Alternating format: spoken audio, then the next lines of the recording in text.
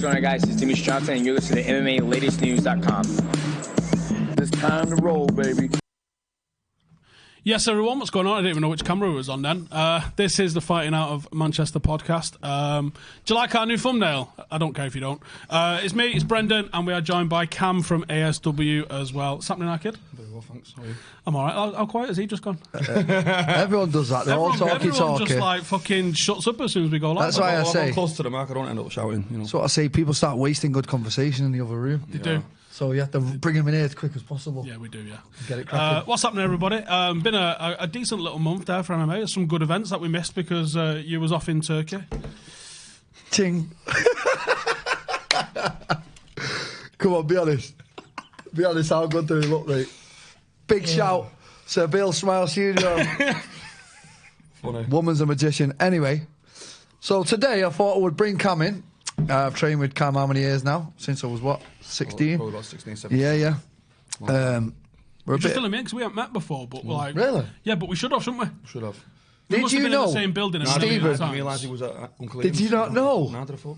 So listen, this is like, cause all interlinks now, because I know we've talked about it a few times, but Steve's actually done MMA before. He's actually had an MMA fight, believe it or not, when he was an athlete. Commenters don't. When he was an athlete. The people are lying about that. You know, we're going to have to play it on your thing. He's got the video? Yeah, the video's on YouTube. Is it? There's about 15,000 views on it. Is it? Everyone wants to see you get your head smashed in because I'm United, so. No, it was one of them where you didn't finish, it was a draw. Right, get it. But if you watch it... Was it on takedown? It was a draw, yeah, it was on takedown. Yeah, on takedown, yeah. Takedown? Wow. That was a That was what amateur MMA was 10 years ago. Yeah, no, but that was No, good. I'm Like, you know not the guy for who anything runs Warrior Collective? That was his show. Right. Yeah, Stu Tomlinson. Because that Tomlinson. was IMAF pretty much back in the day. It was the Well, same there's nothing format. else. Yeah. No, it was the same format. They started it, right? It's a shame that didn't carry on. Was it tournament based? No. No, it was just one off. It was loaded cages at once, that kind of thing. Yeah. They had a few lads on there. It was a thing where he was like, right, like, there's the buffet of rules. Which ones do you want? Oh, you got to pick? Yeah. So we did pro with no elbows. Did you? I didn't know you could pick that. Pick your own, what, you and the opponent just kind of agree? So all submissions. What do you want? So heel hooks. Yeah, well, I don't know if I didn't Yeah, go into that. pros, heel hooks. So it was pro without elbows. So anyway, So I think that's Stephen. like semi-pro, I think. Yeah. That's what it was. Stephen did a bit of grappling. Yeah. I've grappled with Stephen. Yeah. Not much to talk about there, but I'm only joking. He's come from a place where not a lot of people have been. Me and yourself have been there too. Yeah. Rest in peace, Ian Bromley, one of our original coaches. Yep. And he's kind of linked us up now, and it leads us into what we're going to talk about here. We did a very unique form of grappling called catch wrestling. Minging. It is minging, and it's very direct to the point. And I don't know, you've probably got some better words to describe catch wrestling. What? Better than minging? Yeah, go on. How would you describe the form of grappling that we're in? Because people don't really know about it. It's kind of, it's direct and indirect in the sense the term catch as catch can is a Lancashire term of language whereby it's to catch the hold they give you, not the one you go for. So you create an element of misery within somebody so that you're forcing them to move. So they then move into a scenario whereby it gives you a submission hold. Which, to be fair, if you look at the way all grappling elements now are amalgamated together, that back in the day when it was catch wrestling versus catch wrestling, the whole idea was based on lever systems and physicality. So then if I wanted to take an arm, well, I'd attack your neck and hit a turnover, which would leave your arm out. Yeah. As opposed to going step 1, step 2, step 3 submission. It's a bit hybrid, so to speak. But it's also a bit chaos, isn't it? It's sort of like where jiu-jitsu is all about you've got to have the control and the position, and the dominance within the position. Catch is literally like, wrist, and just go for it sort of thing, innit? Even though that's... very to the point, I like to call it. Yeah, and also, I think due to the very element, the fact that Ian liked to play it with the old rules, whereby if you were pinned on your back, it's game over. Yeah. Whereas, I think it's good to sometimes put that in some training scenarios because it forces you to keep hustling. But as a game now, it's great to have, but to just do catch wrestling, but you can't survive. You have to be very good at everything. So you have to be able to apply that principle of pressure and setting traps where people feel that they're threatened all the time in the modern day way of doing it, whereby if you failed you in side control, the game ain't over. Yeah. So big time. Yeah, so that but it adding that element of being pinned as a loss. My God, it made you fucking hustle. So every single person that's ever come from that line of Ian, and now and indirectly when Ian actually trained with Darren Morris, who owned ASW, that whole line of lads, whether you fucking work in a bank or whether you're a full-time fighter, that integrity and hustle it just goes through everybody. So that's why I'm die hard for that. aspect. So what would you say the main difference is for the, everybody does jiu-jitsu now. That's what everybody does. Yeah. That's the go-to. That's the put the gi on. That's go up the belt system. We took a different road, with the catch wrestling. And even now when I go to your classes, still to this day, you're still taking that system. What is the difference? The difference is that jiu-jitsu, when we finally got introduced to it via the Gracie brothers, and even the guys from Brazilian top team, the guys who fought in Pride, like Nogueira brothers, Murilo Bustamante, they were doing jiu-jitsu that works in fights. And then they were also incorporating the wrestling standard from Darryl Golar, who was the first American to move to Brazil. So that ability to I am going to hustle, I'm going to get top position, and when I get top position, I'm going to start attacking you and whatever else. That's the jiu-jitsu that I like to try and keep alive. But also play the modern game of jiu-jitsu, which has gone off on its own branch. It's become a sport of its own. There's no fear of there's no fear of the practitioner thinking, is this going to work outside Morrison's when I'm trying to restrain somebody? Do you understand me? It's like they're doing it in a sense, well, I'm just a sport grappler, so I can play passive underneath. And that's what I feel. If you go to, say, a jiu-jitsu club anywhere in the UK that's just sport grappling, you're going to find that energy from somebody, like I've spoke to you about before, when you've visited other places, right, I'm going to tell you, expect X, Y, and Z. And you're long gone. Yeah. It's the sort of shit when you slap knuckles and someone sits on their ass and you just go... Yeah, it's not realistic, is it? It's not realistic, but it depends what your goal is. It's not realistic if your goal is to be a good mixed martial arts practitioner or a tournament winner. You better be damn... Like, say, for example, if I can't take you down, but I pull guard and then sweep you and get 3 points. True. If I'm better there than I am taking you down, it's an option. In all martial arts, really to defend yourself. 100%. Is that not what we're doing? And even when it goes into sport, if someone pulls guard, surely we're playing a game here of life and death all the time. That's what we do martial arts for. All the time. So your guard better be dangerous. So the very second I grab your wrist, sit down, I better be sweeping you. Yeah, I better be defending myself from strikes. Because there's most fellas that run jiu-jitsu clubs and they couldn't take that fucking picture off the wall, never mind take you down. Well, this is what I was alluding to, really. I mean, I've trained at a lot of grappling gyms, so have you yourself, trained at a lot of places, and it's very hard to find real good... I mean, some of the stuff I see on YouTube now, have you seen them two guys? Narrow it down, our kid. Which one? No, you've seen... No, I don't have to. I don't have to narrow it down. They're wearing a black and green T-shirt. They keep coming up on Facebook. What? No, mate, I'll show you. What's anyway, it related to? That's a whole other story, but they're doing some other shit anyway. Oh, the Defence Lab? Yeah. The one that Danny takes the piss out of. Oh, lad. Mate. Please Google Defence Lab. Yeah, please. And, look at the comments. And Stephen, when you get time, when we've finished the podcast... No, they're doing stuff like... Whoa, go on this angle. Stop it. And then they're turning round. Old Silat stuff that we used to kind of think was real from you ninjas. See the McDojo stuff on Instagram? Yeah, that's worse than that. Well, these guys are deadly serious. These guys are making money from it. People are buying into it. Which yeah. I think some places who aren't doing too well... Yeah, it's like, mate... These the people are like, come up with a knife and a gun and I'll use my chi. Yeah, 4 people coming at you with knives and then they'll drill it when the knife's there. Yeah, man. He's got one guy where he did that and he fell over and he went, what was that? It's the chi. Can we start going to those places for content? And start going there, say... No, I wouldn't go because I'm afraid I might buy into it. Say, is it sparring day today? Well, you've seen some of these guys, there's always seems to be in China, basically. Someone will go, an MMA guy will challenge one of these chi masters. That's how it started, isn't it? Listen, we're at a level now in mixed martial arts where we're seeing the most incredible martial arts of any generation ever. It's never been better. We're getting guys to be... There's just so many examples of absolute thoroughbred, well-rounded martial arts that are black belt in every single one. Yeah. There's not one. They could put them in any sport and they would hold their own. I'm not saying they'd win. It's like when I used to have GSP back in the day, he'd box at Freddie Roach's. Yeah. He'd be wrestling with the Canadian team. Is it? And the Canadian team was full of Russian expats. Don't forget that either. There was no Canadians there. He was the first to really do it. Like everywhere. Every squad. Don't imagine how many... Hey, shout out Mo. You're right, mate. Yeah. So to digress, what you were saying about the difference. Yeah. If you look at when we first started doing how many Brazilian Jiu-Jitsu black belts were world champions in UFC, there was quite a lot. Yeah. Then because it's kind of gone to it's more people that focus more sport. Look at Braulio Estima, phenomenal world class grappler. Yeah. But he started most of his matches by playing guard, so he tried MMA and it was not for him. Right, but you've got people like Rodolfo Vieira, Jacare Souza. You watch Jacare Souza? Yeah. He had the most hybrid style. Damian Maia is the best example. Crazy judo, crazy wrestling, and crazy submission. That's what you want before you even put a set of gloves on. Yeah. Like Habib. He's not the greatest wrestler. I've got Ayas, who you've met from Bahrain. Yeah. He trained in Dagestan for 6 months. The guys in Dagestan will tell you, he's not that good at wrestling because their thoroughbred wrestling is elite. He was an okay judoka, but his combat grappling is key. So sometimes when people go, Habib's wrestling, so they'll go to wrestling clubs. Wrestling's phenomenal, but what about when it hits the floor? It's not the same sport. No, so you have to either find somewhere that has this amalgamated style, which I feel that our club does, or have the mindset like Brendan.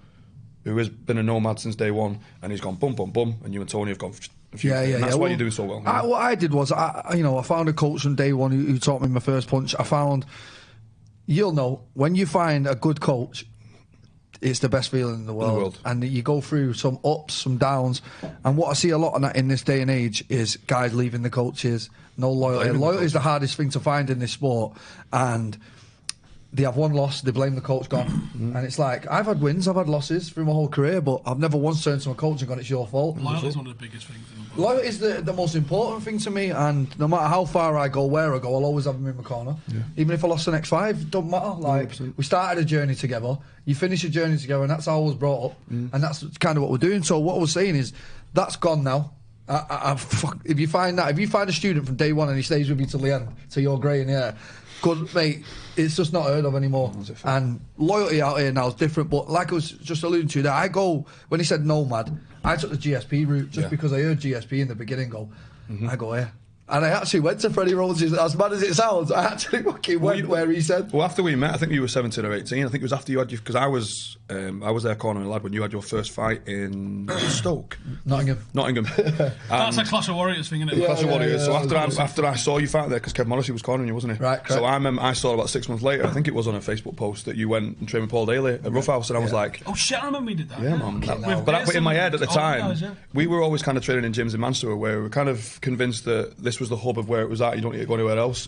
And I saw him doing it, I went...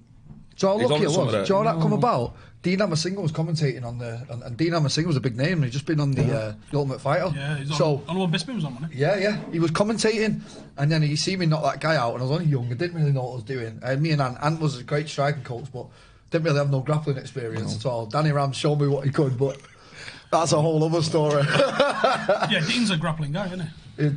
Well, at the time you had Paul Daly, Dan Hardy, Andre Winner, Judo Jimmy Warley, like Nick Shipshack, Ross Pearson. Yeah.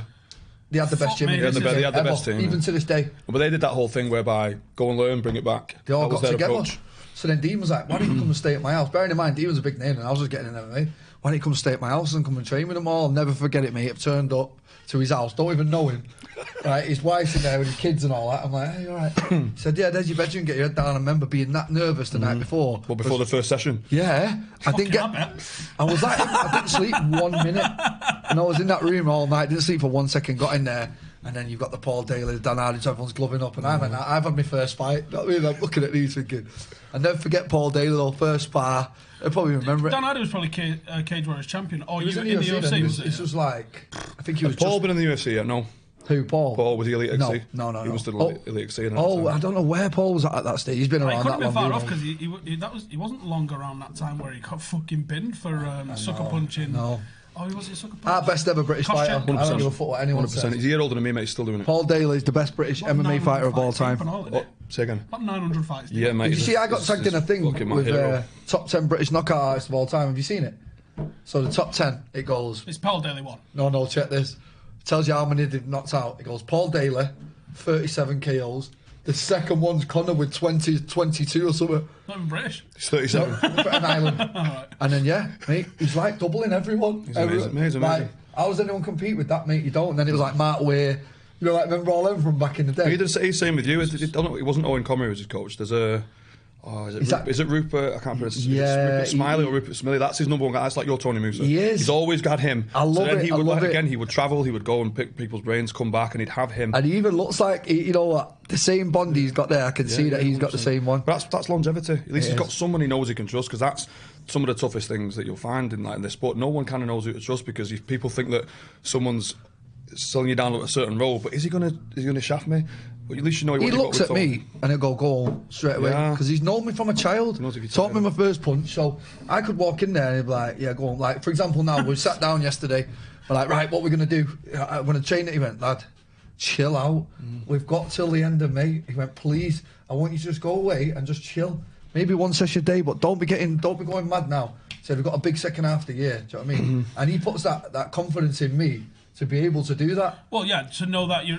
The thing is, at a minute, like, he's not going to teach you some shit that you don't know now. You're just refining what you do. Yeah. You know, and it's chaining that together with the stand-up and the ground game. And that's all you're doing. Yeah, exactly. And it's the, get your match pace a little bit later in the year. But but now let's put the shoe on the other foot. Imagine I didn't have him, and I didn't know, and I was with another. Oh, I'm going to get this new coach. Right, what we want you to do is 10 sets of this, 10 sets of that. I want you training 3 times a day, and then they don't know me though. Yeah.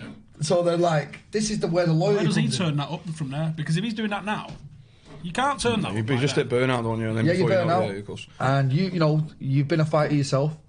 You're now a very successful coach. You got one of the busiest gyms that I've seen. I was in America. You was putting on pictures with mate. They can't even fit everyone in the picture. No, it's going good. It's great to see because you're one of the squad, the genuine good guys that's left in the sport. It is. And whereabouts is it for everyone? That's go on. Yeah, we're in Altrincham, Brody from the industrial estate. So not too far from, like, say, Altrincham Town Centre. And it's probably the realest form of grappling you will find in the whole country, I'd say. Because I've been to jiu-jitsu, I've been to wrestling, and it's that combined. It is. And highly recommended for anyone that wants to start. Well, you just session it out as submission wrestling. Just submission wrestling. It's Ian. No, we do everything. It's Ian's, but more technical. Yeah, it's that end. That's again. All I'm doing is I'm passing down that touch of class that I got from my coach. What you got with Tony, I came upon Darren Morris when I was like 29, 30. I was been a bit of a hiatus about what I'm going to do. Am I going to continue fighting and continue to be skint, or do I start teaching a little bit? And then he convinced me to go down. Come away, have one last MMA fight, and then because that direction is going to be a little bit difficult. So go more grappling. There's going to be a professional outfit for that. I went down that route, and in that time I was making money teaching, and then I got an opportunity to obviously get my own facility. And again, keeping the name ASW Manchester. Like I could have called it Kam's Fight Club, but for me, I'm forever indebted to the club and the coach, because if it wasn't for him, I was on a direction of going, I'm going to completely stop and just go and get a job. But he was like, nope, just keep coming training 2 hours a day. And when you do that, you build that friendship, you build that trust. And he set me on the path of making this focus. So if it wasn't for him, I wouldn't be sat having this conversation. I'd be probably working in a warehouse or something, or driving a van. How long did it take you to build up enough where you could make this your full-time job in terms of students? Kind of always was. So you start off opening up a club within, like, say, a fitness centre, you rent a space. And then you put classes on every single night, but it's like you have the classes on to attract people to do one-to-ones for you. So you're doing like 5 or 6 one-to-one training sessions. You train yourself in the morning, take part in your class in the evening for 2-3 hours, and then before you know it, your one-to-one lessons drop and your members go up. And then when I got the opportunity to open a big facility in an area where there's nothing, that just literally, I don't work in the daytime anymore. I train, which is now nice. Hence the reason why I've had a bit of a hiatus from any kind of competition for the year, because it's like, what do you do? Like, we had this conversation at dinner a week and a half ago. It's like, Brendan was like, how have you done? How have you gone from being the guy that wants to be the best in the world at your craft to then going, right, that's now not my goal. I'm now going to coach. Yeah. You've just got to have a very difficult 6 months and have incredible fucking pillow chat with your wife, who keeps you solid and goes, look, don't focus on the fact. Look at what you did when you were trying to be the best in the world. You were broke. Now in your situation where you can actually train with your friends and you're earning a living, and I'm now actually getting satisfaction with training with my friends. And maybe putting not 15 hard rounds in, three hard rounds with him, and some of the solid bastards. And I can take a back step, take a round off, and then move around my younger guys, and I'll go home happy as fucking. No one ever jumps from concrete footing to concrete footing, do they? Like when you eventually transition, whatever you're going to step into, you're going to step in with your fucking eyes closed into the nothingness. But whatever will be. This was the massive another reason I wanted to have you on, because of how deep and how good the chat was the other day about this. A lot of people now will be watching this that like MMA, and they're thinking, one day it is going to end. And a lot of people don't think of that day. This is why it was great living with Dominic Cruz. Honest to God, we used to have these chats all the time. I better peck your head in about as much as it was amazing. Nah, because what he told me... It's so intense, isn't it? What he told me, and he had a good point, he was like... Both his knees blew out. He had his world title took off him. Loads of other shit went down. Sponsors left, everything. And he went, it was at that point I realised, wow, I'm nothing without fighting. Like, I'm sat in here on this couch and this belt and all that, and now they've all took it all in one swoop. So then he was like, bro, trust me, like, take it what it is. So that's why when he won the belt back, when he couldn't beat Dillashaw, I was in the camp.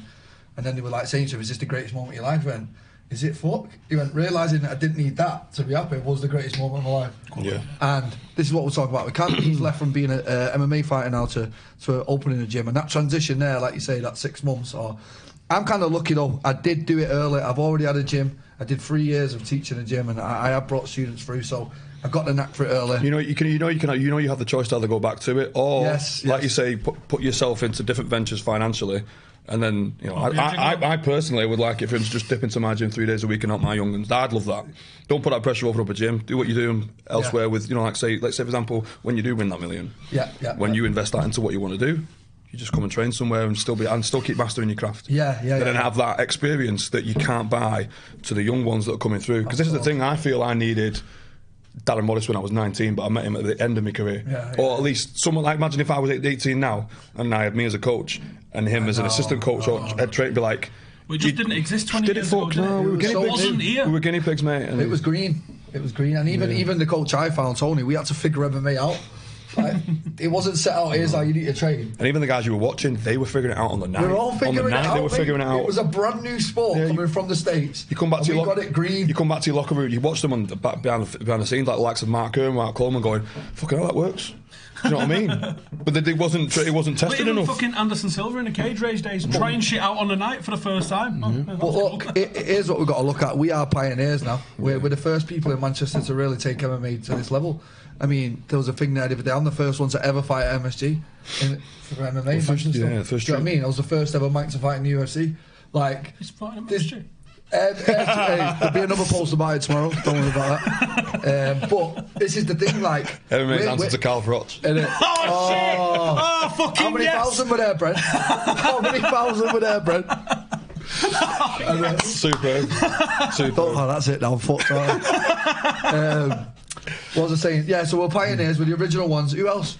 Got me, you, Matt Inman, people like that have been here from the start to watch it go from. What was it? Because you were in it before me. Tell me what it was like before I was in it.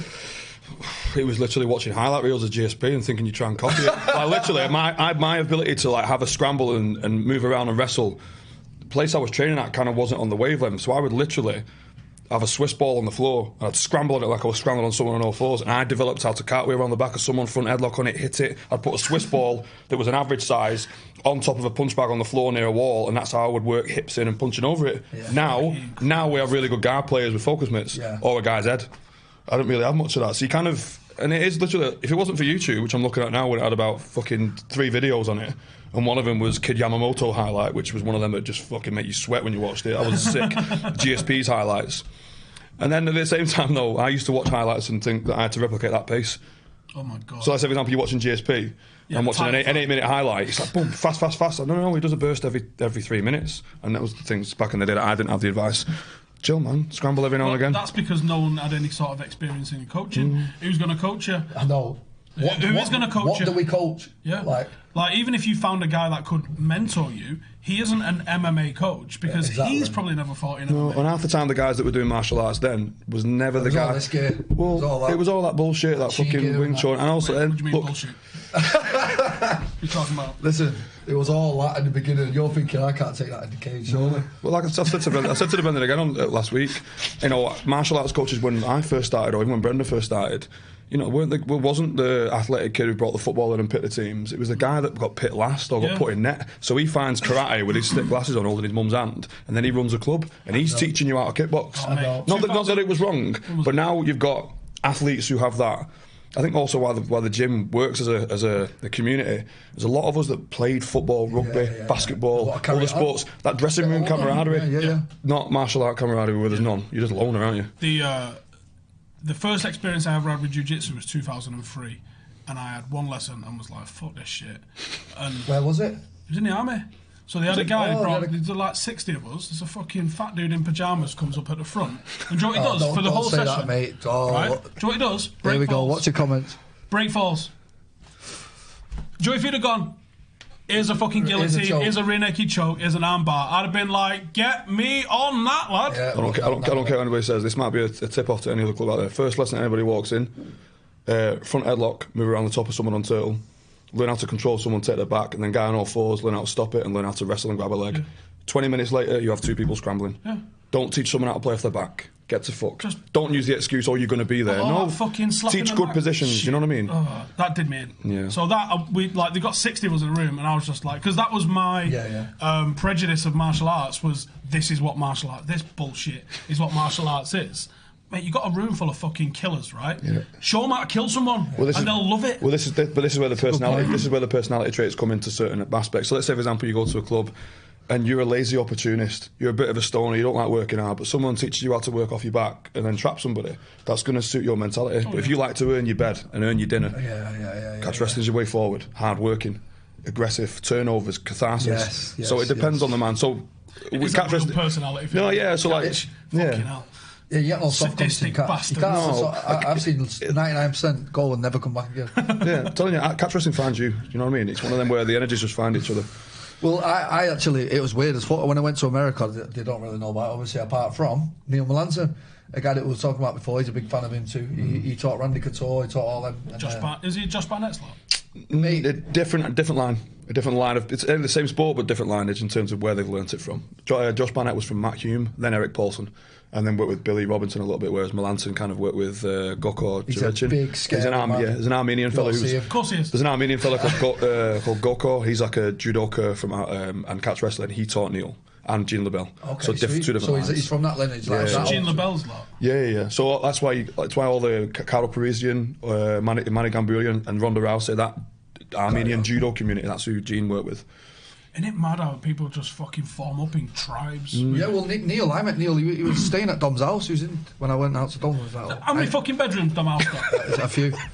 He's staying there, and he come out and he went, "You all right, mate?" And I looked at him and I thought, "Wow, this is a grappling coach." The next day, was he grappling fucking rhinos? Nah, exactly, mate. But top fella, and then the stuff he was showing, I thought, yes. It's catch wrestling again. I said, just follows you, mate. Wherever you go, you'll find him. Honestly, mate, I thought this was gone. I thought it was a forbidden, lost sport now, but it's not. And he's carrying it on, and he's probably up there with the best coaches I've seen from him. Yeah. He's applied his own MMA twist to it because he's been involved with Randy Couture and all them. So he's kind of applied it to MMA a lot better than I seen it because Ian and all them was just straight catch wrestling. They weren't interested in MMA really. Whereas he was. Darren's more. He's found MMA a bit more now, but in the beginning he was a catch wrestler. When he found, basically he was obviously boxed when he was a kid, but in '93 he went to Bolton Wrestling Club where Jack Mountford was the judo player that taught judo at the wrestling club, but he did catch wrestling as well. So Darren straight away was doing judo and catch wrestling, so he was learning to fight off his back and on top. So very different to what Ian did, but it was just all about being on top. It's like it was applying the catch wrestling mentality from the underneath position, which to be fair, you can't really differentiate grappling formats now. It's now 2020. And it's a bit like when Bruce Lee talks about Jeet Kune Do, there's no such thing as the name of the art, it's just a hybrid of things that work for you. That's what I feel grappling's doing, where you just literally borrow. You take things from judo, catch, sambo, luta libre, Brazilian jiu-jitsu, and you work it to this skeleton that you're in. If I'm 6 foot... Hey? How many masks you got? Luta libre is the Brazilian name for catch wrestling. What's the fucking Mexican one called? Lucha libre. Isn't it the same thing? No? That was the same it's word, professional wasn't it? wrestling. So basically, catch wrestling, lucha libre means free fighting. But when the catch wrestlers, when it got banned in America, they went and travelled through carnivals, so down through South States of America, Mexico, and they hit Brazil. Put your capes and shit on. How do you all sort of grappling, Kam? Oh man. Wow. Doesn't stop. So when they hit Brazil, they go there have carnivals. What they would do is like jiu-jitsu in Brazil was done by attorneys, bankers, rich men that could afford the cloth in an air-conditioned facility. Even in the 20s, luta libre or catch wrestling was the ghetto kid. So what the carnival wrestlers, the American carnival wrestlers that did it for real, when they put on the fake show in the evening, they'd teach the favela kids just for dinner. So then that's what you got, the poor versus the rich. So luta libre versus jiu-jitsu, that was the rivalry from the 20s and nothing the Gracies. Are you saying jiu-jitsu's Tory as fuck then? Jiu-jitsu has stolen so much. Back in the day, Tory, as in 100%, yeah. But you even see it now. If you in this look, but then you've got the favela jiu-jitsu though, because at the end of the day, this is what the sneaky thing that they would do. This is all information from my old luta libre coach, Brigadero. He would say that if you're in the favela, you're teaching luta libre, you have no money. And then there was like the no gi versus gi at the time in Vale Tudo, so they're like, fuck, we need to learn how to fight without the gi. Right, Brendan, you come here, you teach us how to fight without the gi, we'll pay you, but keep your mouth shut. And then they called it no gi jiu-jitsu. This was what was happening in the 50s. Jesus. That's where you get no gi jiu-jitsu from. It's literally actually catch wrestling. Hence why it comes to the end of it where it's now all amalgamated. So now the universal term is in the gi jiu-jitsu without the gi submission grappling. So there's no more catch, luta libre, sambo. Got you. Do you understand what I'm saying? Yeah, but it's beautiful. Professional grappling now, it's not called jiu-jitsu. But it's beautiful because back in the day when me and Brendan was screaming from the rafters about like how you don't have to train in the gi to be good at submission grappling, when all it was a business thing. Look, my club's gi. Let's go and tell the MMA fighters to put the gi on, it'll sell. I think they've done about Whereas now, 8 sessions in Do you know I a haven't week, put one on something like ever. that. Ever. Ever. About 8 times, me. I can't fucking keep do you know it what? It's close. fun. You know, it's fun. Listen, I do I'm both. not against it one bit, and I can't wait to put one on. Yeah. But I've just not found time yet in Gonna do it when you're my retired? system. Well, Retired, defo. Yeah. I'll be a yoga and a gi man, vegan, smoke weed probably. Yeah. Can't wait. For me, I've always done both. I've like, especially since I started coaching, I've now haven't like approached the game. It's just another fun game. I would say it's the difference between rugby union and rugby league. It's two different sports. analogy. Two different sports, but the same format. I'm trying to control you and submit you. Yeah, I can't wait. Honestly, mate, I can't wait to put the gear on and start exploring it. I know a friend of mine, Bowler, he recently retired from MMA. He took up the gi now, just won Worlds this weekend. And I've just, I sent him a big long message. I'm like, mate, I'm so happy you found your passion again in something else. And he's so happy in that gi now. Because in MMA, he struggled towards the end to find the passion to keep it going. And I think it's important for us to find something towards the end like that, like the gi. He found his club. There's got to be some exit. Do you know what I mean? Because we have told you. That's already going. Will you speak to any MMA fighter who doesn't have to be a prize fighter anymore? Doesn't want to? He might do a bit of pads. He ain't getting punched in the face anymore, and he grapples. And if he's got a sore neck, he puts a gi on. Because you don't really grab the head, you have a collar. Yeah. And that's usually... Martial arts should be a lifetime thing. I don't get in it just to do it as a sport. I took it out because it changed my life, and I'm indebted to it, and I enjoy it. Like nothing. I've just come from Champs Camp now. It's the best 2 hours. Every day's the same. Do you know why I got started? Because I fucking hate the cold and I didn't want to train rugby in the winter. Is that why you started it? True story. Yeah, I don't miss outdoor Why sports. Why did you stop it? Because you're one of them. You're one of the 99% that didn't come back. So we need to talk to you about why. Well, why I didn't catch for long enough. How long? 2-3 years. There's not many last 2 or 3 fucking years. That's not bad. Most people don't last 3 weeks. I brought Kam on now, so you got. I said to him before. No, I did. need to come. It's finding time in a day. I ain't got time for fucking nothing. Where do you still live? Where are you from? I'm over on the east side of town. Yeah. Okay. So it literally is the opposite side of town. But, Yeah. do you do sessions during the day? Sundays. Do. The level's a bit high, but in terms of your experience, it'd be okay. If you were brand new, it'd be like... Yeah, but I've got fucking no tank. Doesn't matter. I mean, no, doesn't matter. No, but it doesn't. Joey says that people who got a tank, because trust me, like I'll fucking go roll with someone. I got a round in me. Ish, right? Yeah, but sometimes depends. If I'm running a session, my duty of care is your well-being. So if you come in and do a round, I'll say take a round off or just drill. Take a round off. A lot of come in and do a round, Steve. I'll see you next week. That's what it'll be. A lot of people ain't got a round in them, mate. You'd be surprised. Like people just come there, they finish work, and they want to roll around with the mates for an hour. You know what I mean? And they drive over, they probably half nearly convince themselves to go home instead, but they drive there. Exactly. It's full of them people. Like Gemini's also got world-class people, black belts, and so there's something for everyone. Yeah, the majority of my club is blue and white collar men that've got families that put a sacrifice into just to learn a new craft. I'm £30 down. I reckon I get another 20 off. I'll probably find a £30 down. Yeah. Since when? August. Well You're still on that. How many Red Bulls a day now? Oh, loads. Fucking loads. Oh, mate, what's happening with these Red Bulls, though? They're not good for you, Listen, you know. I'm addicted to the fine wine that is the Rosso Toro. What's wrong with it? What's wrong with it? Like, what's right with it? Like, what does it give you that you can't take out your life? Energy? I don't think so. I don't get a shake, a buzz, or nothing off it. I just need How many a day? A lot. No, go on, be honest. Give me a number. 2 or 3, minimum. It's not that bad. Just have a brew in the morning and drink water all day, mate. Come on. I was going to try on some of my days off, because I'm in that habit of like getting one on the fucking way in, and I'm thinking on my days off maybe just have a brew. So what we're going to do, we're going to set, because this is a weekly thing now, I want to set myself a thing too. Oh, for fuck's sake. You set a thing, I'll set a thing, and then every week we can check on how it's going. Right, by the end of the year I'll be a year older. Should we do that? What? What I want to do, I'm proposing now to the podcast, yeah? I spend too much time on my phone. Yeah, I do.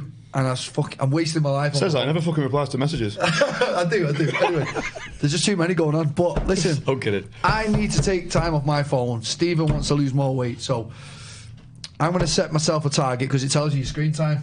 You can't lie. Do you know what? I'm too scared to even turn that fucking thing on to see how long it is, because it might be like... What do you think it is? It'll say 25 hours a day, you dickhead, what are you doing? How have you found extra time to be on it? It's really scary, you know. Yeah, I'm not going to do it. Do you spend a lot of time on it? It's my job.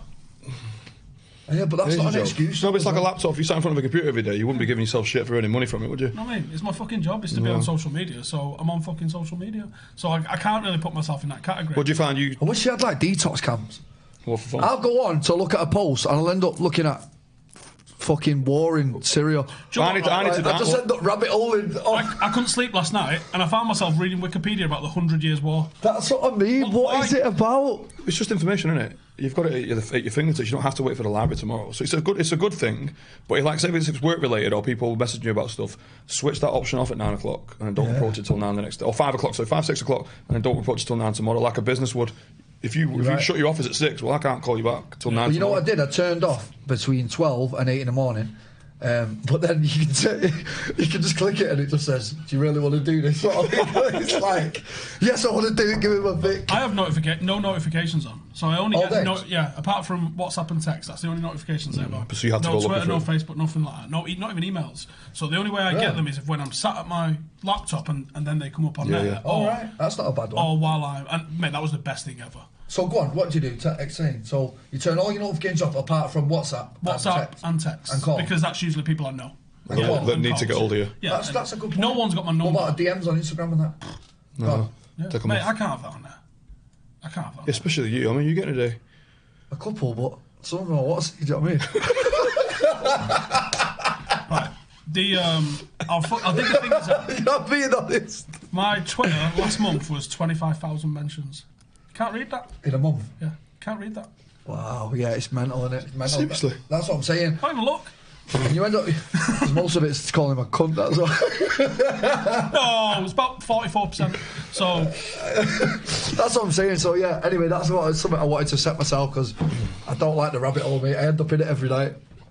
Garbage. No, garbage, where I'm thinking, why am I looking at this? Like stupid shit where I think, turn it off now, and you can't. There needs to be, like...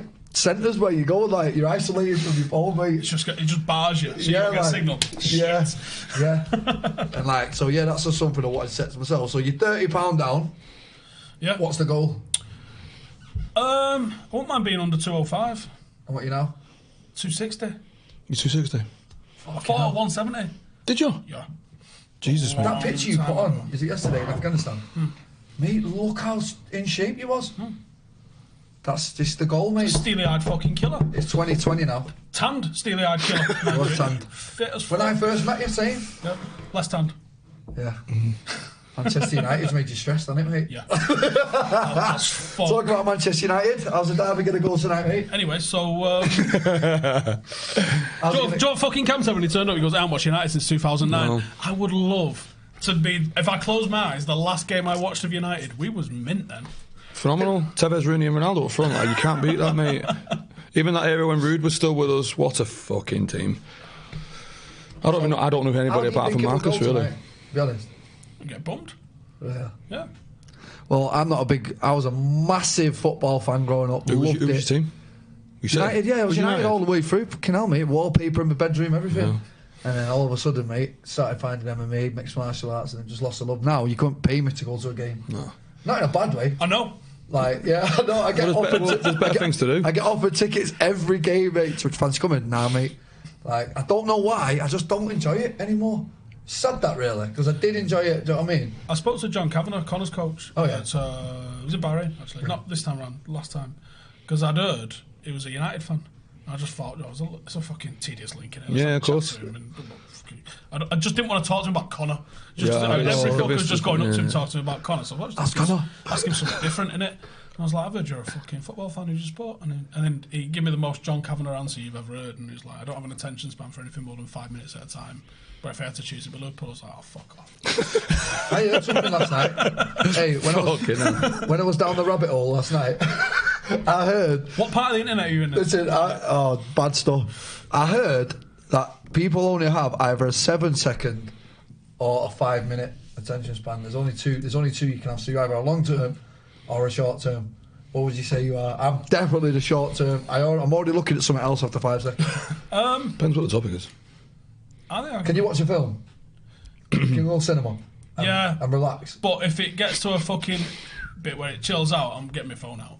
I'm going to see if anyone else texts me. You're in the rabbit hole. What about you?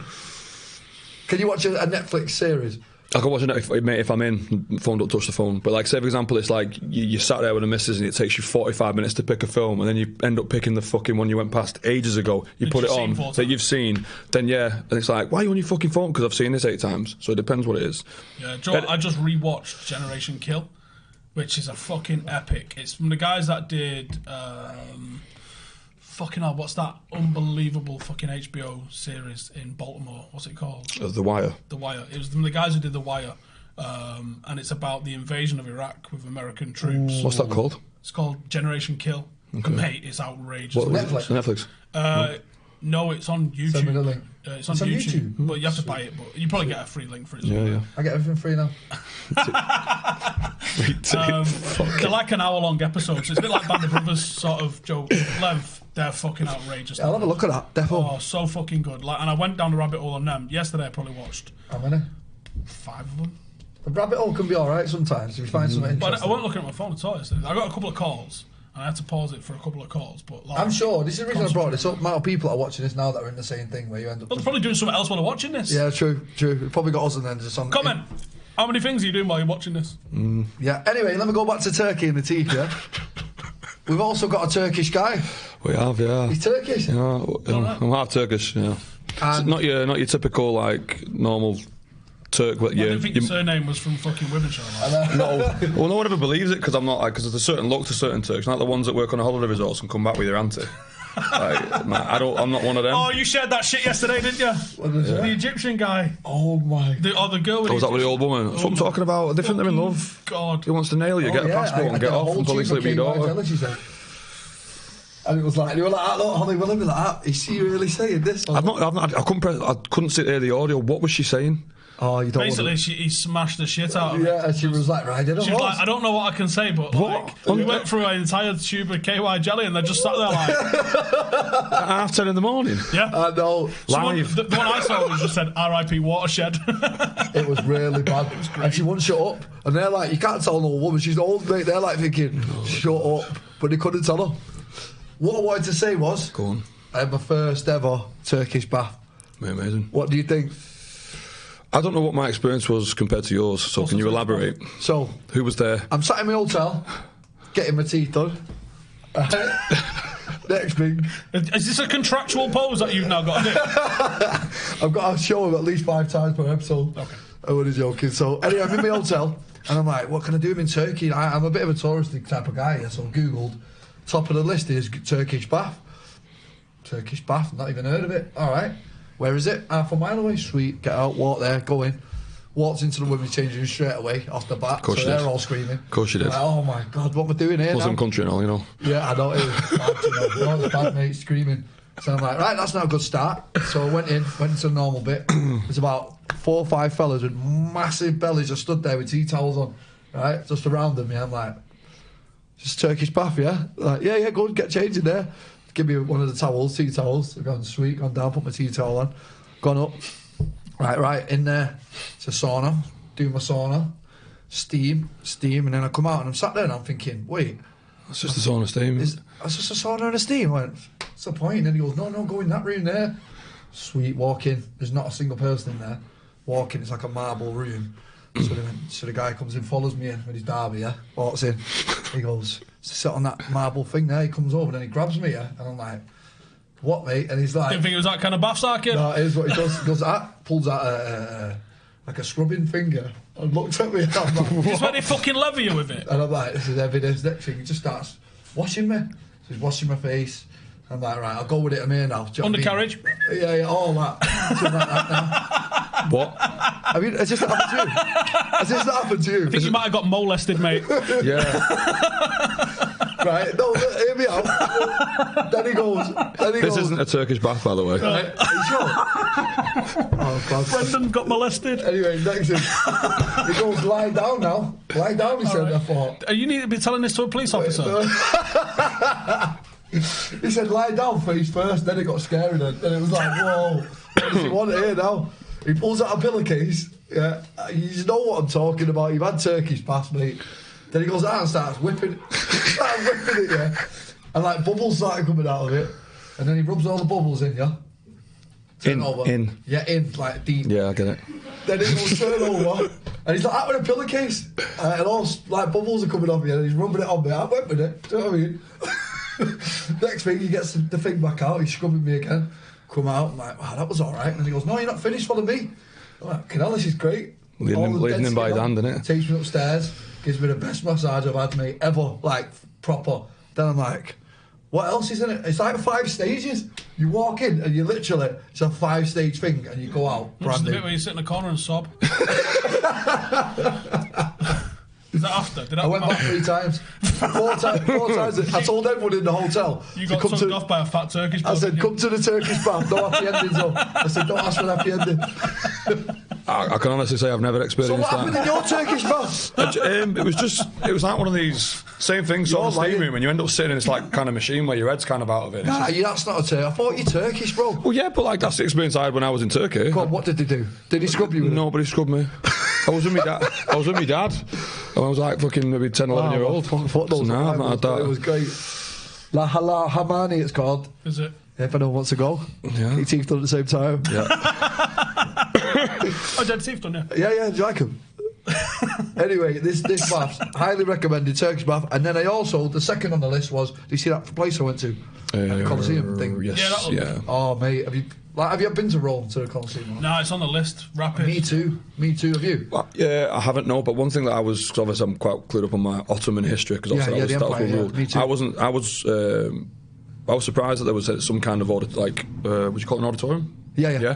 I'm surprised that was that Latin influence, because obviously that was the one place that the Romans didn't pursue, I think. Did they not? I don't know. Because I read the thing. Wait, I'm talking shit. Constantine, Emperor Constantine. Yeah, because I did read that bit in it. But my bad. I've always wanted to go to Rome. That's been on my bucket list too, same as you. I've just not been. And then when I seen this on the thing, I thought, I didn't think they had them here. Same as you. I didn't think I had it, and I went in. It's a very, very, very, very eerie place. Have you been to the Coliseum? Not been, no. Oh, anyway, I like that. You've been to this one in Turkey? No, I've not been to any ancient Roman like kind of murals. You go in, right, and you just automatically get the eerie feeling, and it's all. What do they say when you're thinking it? Your voice goes round? Echo. Yeah, the echoes like. So you shout something and it just goes around the whole place. What, even in the ruins? Yeah, in the ruins. Still. I can imagine when it was all finished nice. That was probably 5,000 seater it was, and you walk in, and on the bottom here they've got like these little cages where the tigers were. Yeah. And then they had like where the soldiers would come through. Yeah. Where the a lot of it was for show though. I think the movies tell us that every experience that gladiators and stuff would die, but I think a lot of it was for theatrics. Do you ever watch the Spartacus Do you know what I mean? That Stars series? I never saw it. Really good, actually. I mean, entertaining. It's dramatised as fuck, and the blood is like Join 300, where it's all very cartoony. Yeah. But in that, I think it historically explains way more about gladiators than you ever would have thought. Okay. So there's loads of slaves that are bought and sold. Yeah. But there's also people who are volunteers that are in there to pay debts off and stuff. You're joking? No, so they go and fight, and most fights don't end in death. No. Most fights. You probably get cut up a little bit. Maybe a bit of a flesh wound. How could you not, though? You both got swords. You can quit. Oh, you can? Yeah. You get put on your back, and that's like 1-0, almost. Yeah. But you got swords? But cut your head off? Well, because you're both in the game. Well, you never know. It's almost like saying when back in the day when we thought pro wrestling was real. There's a mutual agreement, isn't there, to not really hurt each other. Because that's what I'm saying, the theatrics, it wasn't always real. I didn't know but we were sold through movies and stuff like that. Obviously, there was probably some slaves that, put them against the gladiator, kill those slaves off. There's one of them, which means this one's to the death. Yeah. So that would be like, every now and then they have their Vegas show, and this one's to the death. But most of your Friday night specials, they're just, whoever wins. So they were prize fights, isn't it? Yeah. I thought it was pretty much all to death. Did like lions out just for a buzz. Imagine every single time you was a gladiator, you're the well-trained one against someone who isn't well-equipped. But what, do you want to have gladiator versus gladiator, though? Not really. That's the Vegas ones. Vegas attraction. But most of the time it's it's a 30-0 guy against a guy that they've just fucking ragged off some field somewhere. Yeah, pot washer. And you go, son, and he fucking tunes him up, doesn't he? Cuts bits off him, and fucking the crowd goes mad, and he gets paid. Yeah, it was a very eerie feeling, and you could tell what had gone on in there. And there was certainly a lot of people that had died in there. Do you know what I mean? Cause there's a feel you get in places like that. Well, I've been to it's Holocaust Memorial this week, isn't it? Which is. Have you been Auschwitz? I've not been Auschwitz, but I've been. Do you want to go? Yeah. I'm going this spring. Oh, yeah. Which when you say you're going on a rabbit hole, the past 2 weeks, me and our lass have literally been researching Nazi Germany. I'm obsessed with it. When I went to Germany when I was 9, my uncle was stationed there with the army, and we went to Bergen-Belsen, which is one of the bigger concentration camps within Germany. Yeah. Fucking hell. I was 9, mate. I can still So you remember it? I can remember everything. No smell. There was no wildlife. It's a forest, and there's no wildlife in a forest. Wow. Honestly, that something just sticks with you. That this is an evil fucking place, and it's all in German. But You've seen it on Netflix, The Liberation of the Auschwitz. I've seen them all, yeah, mate, and it's just insane. That is the most... Well, the fellow that gets tried, the guy in Ohio, was it? The one that was the Ivan the Terrible. Is this the one that's on Netflix? I mean, you have to watch it. Yeah, I've seen what this man they think did. The whole lot of it. I almost don't want to go because when you like you said, you go there. And you can feel the numinous feeling, like what you get. It's like some people get in churches, and it's like very omnipresent, and they get that spiritual feeling. Massively. If I went to Auschwitz, you'd just be overrun with emotion. I know I would be. It's the stillness of the place. And I was 9. I don't think I was tuned into anything when I was fucking 9. But you are though. And that's the thing, when you're 9, you don't really know, so you are tuned in. The fucking vibe of the place is a weird one. They've got a museum in there which has got some like the striped uniforms and the shoes and things like that in there. Don't really remember a lot of that. I can sort of picture some of it, but like just walking around the place and you just think, there's a grave which has 25,000 people buried in. You're like, what? Now that Liberation of the one, I remember I was watching it at Dom's and he fucking come in, mate, and he was like, what are you watching in here? Because it was up there with the most horrendous things I've ever seen in my life. There was people's bodies that were that skinny. Yeah. Like, you just looking at a skeleton walking. Yeah, some of the footage where you see them just being carried off in fucking wheelbarrows or picked up. Yeah, that's one. So in other words, like, say for example, us as a community, say you'd been killed, I'd have to pick you up and drag you and put you in. Awful, man. Yeah, it's insane. And but it's fascinating at the same time. I've met a couple of guys that was Auschwitz survivors. When I left the army, I did TV installation for a little bit. Right. And there was a geezer and he had the tattoo on his arm. What is it, like a... And I said, is that from the war, like? And he told me. I ended up fucking off a couple of the jobs that I got loads of trouble, but like, I just sat there chatting to the guy. And he was in the camp? Yeah, and I was like, I've just left the army. How old was he? Late 70s? Maybe 80, 90, yeah. He was an old bloke. He said he was a kid. So, yeah, this was 10 years ago. Well, you've been first hand, we haven't been in the army. You've been in the army, no. So you know. Never seen anything like that, mate. Nah, don't know what I would do if I saw anything like that. What, like? Yeah, I know, but you've been into war scenarios. Closest I've got is a cage rate to a war. But it's not fucking thousands upon thousands of fucking people exterminated like animals. Yeah. Because they didn't treat them like human. That was the thing, was that they totally fucking dehumanised them to the point where this isn't people you do. It was the trickery as well. Obviously, like I said, past 2 weeks I've done on a rabbit hole with our lass, and it's like, they first of all kind of take them away from employment, and then they put them on into certain areas where ghettos, so they're taken away from where they normally live. They're put in communities. Systematic as fuck. And then they tell them they're going to go work in somewhere, so they get on this train and they turn up to this camp, so they think they're going to be working, and then they don't work. And then the other way, the way that they did it in terms of, because I always question, how can these soldiers do this by being told by political parties? It's because basically when they're in school, say for example you've got a 11, 12-year-old, by the time he's 17 is in the army, he hates Jews because of the way that they propaganded it with him. They propaganded it in school, so they tell you that these guys are stealing our money, they're evil, this and that. So by the time you stand in front of one, you're looking at it like it's vermin. It's not just like the weird guy in the pub telling you. No. It's everyone. School, papers, government, everything. Look at the way where there's no internet, everything. I remember obviously in school, whenever you studied, you'd have like a propaganda poster, so you'd have to analyse and interpret it. In the exam, you had to analyse and interpret the poster and look at it from both sides. So the propaganda that they did to sell like why Stephen's not good for society and Brendan, you have to hate him, like that's there was something I ended up fucking reading the other day. I can't remember where it ended up on. It was a link on Twitter, and there was this fucking like 10,000 word dissertation that ended up, and it was eyewitness accounts of some of the concentration camp stuff and how they got people to self-police it and stuff, and they'd put everybody in one dorm of 30 and they'd be like, right, the slowest one gets executed every day. So everyone's, because you'd be like, surely, why would they go work? You're like, I'm not fucking doing that, because they trick them into thinking that they had a chance if they worked hard. Like if you actually fucking bother your ass, you might get out of this. But they just, if you got ill, dead. If you fell behind, dead. There was someone clearing rubble, Joel, into a skip. It fell off, dead.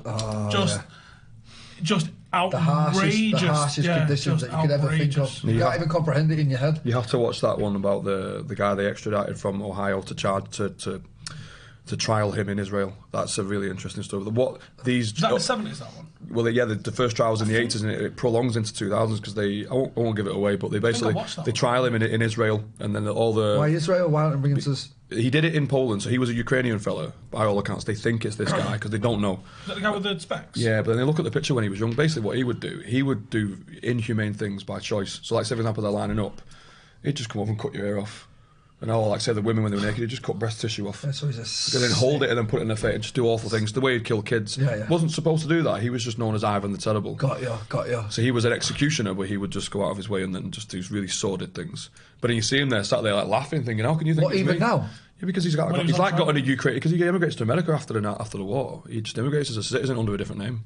There was a couple that Watch it. Netflix has got a couple I'll be in the that rabbit hole just blow tonight. you away. Well, the bit that stands out the most for me was when they liberated the camp, and there was one where they had normal people living around the camp, obviously, normal German citizens, and what they did, they liberated it, and just to let all the people know around, they went, right, all yous are coming in to see what your government's been doing. Well, they made them clean up as well, didn't They brought all the local people in. Feed them. They had a camera. Medical sort them out. They had a camera of them walking in where they're all at. They're all affluent people, nice clothes, all these German citizens are all walking in, smiling, hey, like that sort of thing.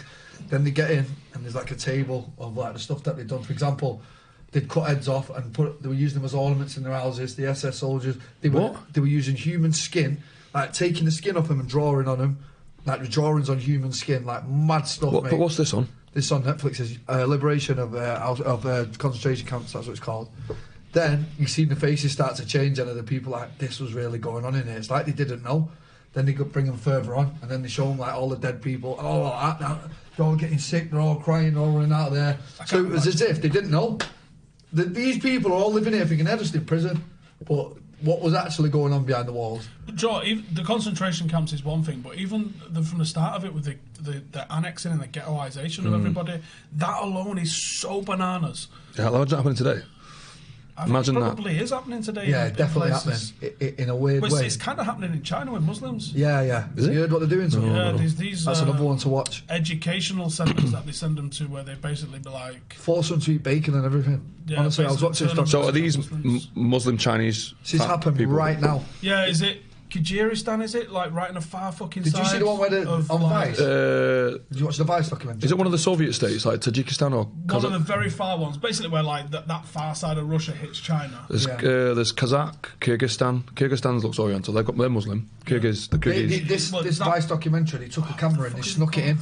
And they had a few, but they kept getting caught, mate. Like the police are on them. They knew that they were up to something there, but they managed to get a few interviews with people that had been in there, and they said, look, they're just going to Muslim communities, come here all you, taking them in.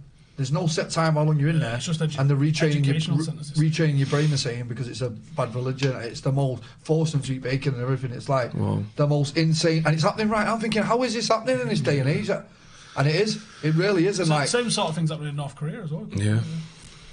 Not through any sort of religious persecution, just because it's a batshit crazy place. Yeah, and China. I mean, well, what's this whole thing with China as well? I'm scared, mate, with this whole thing that's going the coronavirus. Apparently, there's one in Birmingham. I know, I heard that. Is it true? Is it confirmed? I don't fucking know. I'm not a doctor. Apparently, there's a few in Paris. Apparently, there's like 4 or 5 cases. That's the nightmare in it with viruses now, that they just go. Well, anybody who doesn't, they might just have a cold and get on a plane and come home, and then they've got it. That's what's going on, man. You go to an airport. Yeah. Where's all them planes going in a fucking airport? I know.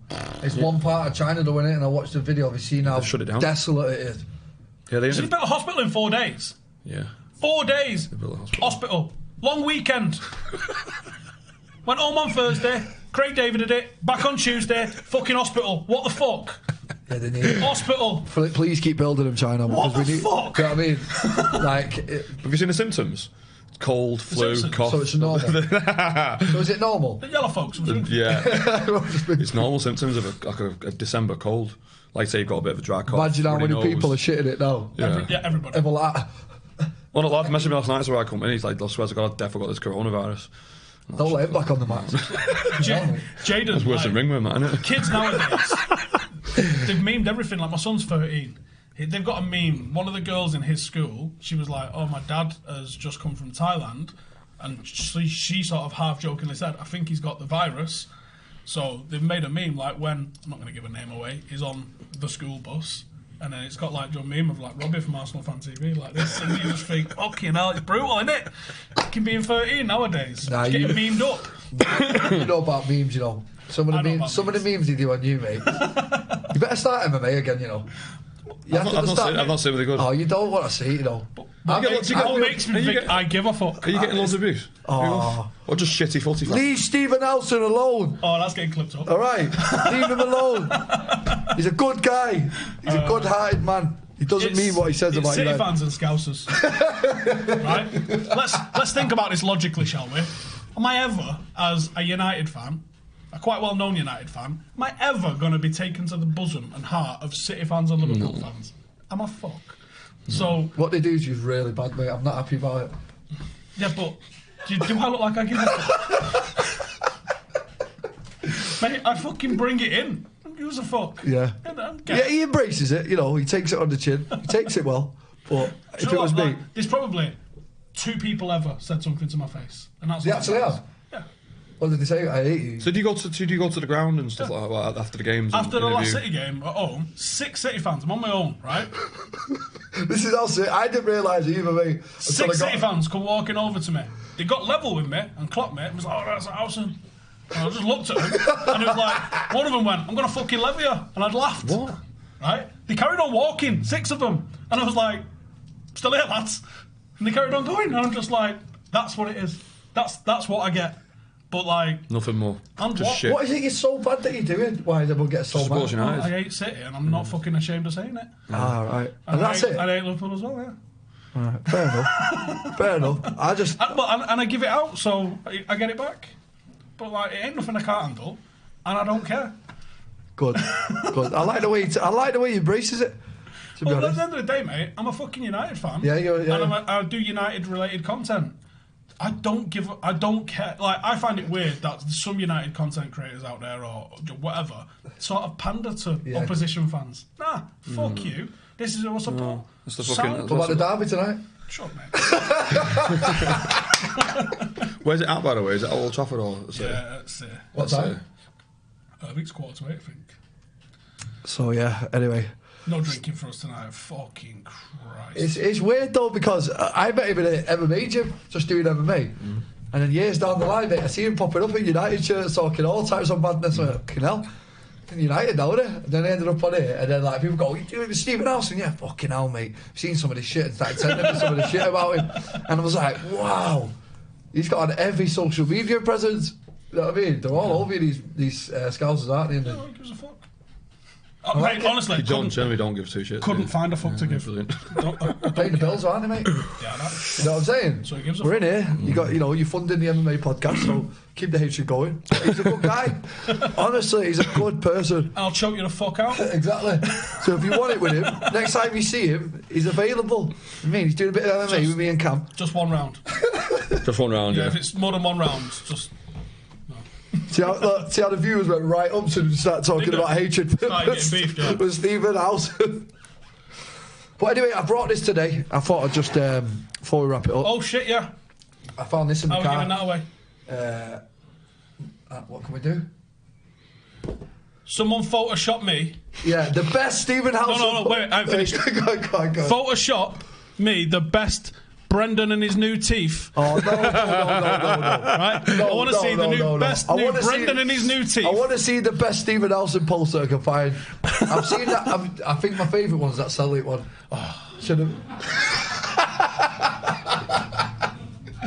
So, give me a good Stephen Howson GIF or picture. I'll pick the best one.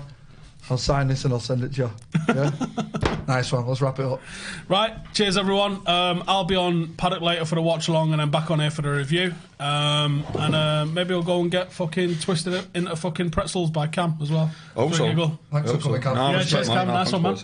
Awesome, chaps. Thank you. Sound. Right. There we go. See you later.